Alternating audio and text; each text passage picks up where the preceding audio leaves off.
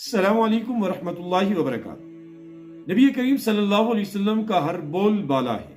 नबी करीम अलैहिस्सलाम की जबान से निकला हुआ हर लफ्ज सुनहरी है। आप सल्लल्लाहु अलैहि वसल्लम ने जो फरमुदात इरशाद फरमाए वो सब आबिज़र से लिखने के लायक और काबिल है।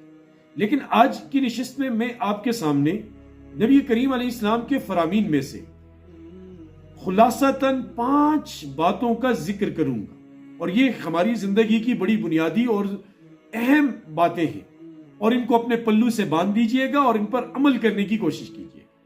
वो 5 बातें क्या हैं? पहली बात ये कि जो बंदा बावुजू रहता है, पाक साफ रहता है, उसके ऊपर कभी जादू असर नहीं करता।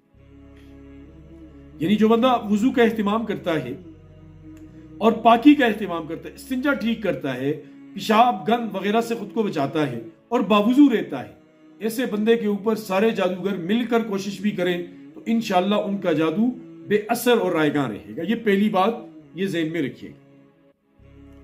दूसरी, जो हुजूर अलैहि सलाम की अहादीस में से एक निचोड़ के तौर पे सामने में लेकर आपके रखता हूं, कि जिसका मफहूम ये है कि सूद का लेन देन करने वाला और हराम खाने वाला, इसकी दुआ कबूल नहीं है। मतलब सूद करने वाला वो मस्जिदें बनाए, वो तबलीग में चिल्ले पे चिल्ला लगाए। सूद का लेन देन करने वाला वो मदरसों में हजारों रुपए, लाखों करोड़ों रुपए फंडिंग करे, वो उम्रा करे, हर साल हज करे, कुछ भी करे, क्योंकि उसकी बुनियाद गलत है, लिहाजा इसकी कोई दुआ कबूल नहीं, इसकी कोई इबादत जो है वो कबूल नहीं। तो दुआ और इबादत की कबूलियत के लिए पाकी जरूरी है, माल की पाकी जरूरी है, जिस्म की पाकी जरूरी है। लिहाजा हराम से खुद को बचाए, खुसूसन सूद से खुद को बचाए। तीसरा, कि आप अलैहिस्सलाम ने फरमाया कि फर्ज नमाज के बाद जो बंदा आयतुल कुर्सी पढ़ता है, उसके दरमियान और जन्नत के दरमियान सिर्फ मौत वक्फा या हाइल होती है। मतलब जैसे ही ये मरा सीधा जन्नत में चला गया। यानी इतना बड़ा मकाम आयतुल कुर्सी के पढ़ने का कि बंदा हर नमाज के बाद पढ़े तो हुजूर फरमा रहे जैसे ही मरेगा सीधा अल्लाह पाक इसे जन्नत के अंदर दाखिल करें। तो कोशिश करें, एहतिमाम करें कि आप भी इस अमल के पाबंद बने।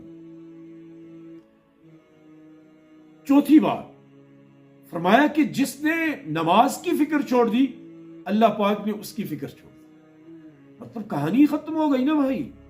खुदा ना करे किसी बंदे की फिक्र अल्लाह छोड़ दे, उसका तो कोई वाली वारिस नहीं है, उसका तो कोई हाल पुरसाने हाल नहीं है, जिंदगी में खुशियां बिल्कुल उसकी मफकूद होकर रह जाएंगी। लिहाजा नमाज की फिक्र करेंगे तो अल्लाह हमारी फिक्र करेंगे। और 5वीं चीज कि फरमाया कि अल्लाह पाक उस आदमी को तरोताज़ा रखता है, आबाद रखता है, जो हदीस को सुने, महफूज रखे और उसको आगे पहुंचाए। यानी तबलीग करता रहे, हदीस की दूसरों तक पहुंचाता रहे, तो ऐसा बंदा हमेशा खुश खुर्रम और तरोताज़ा और आबाद रहेगा। अल्लाह पाक अमल की तौफीक दे।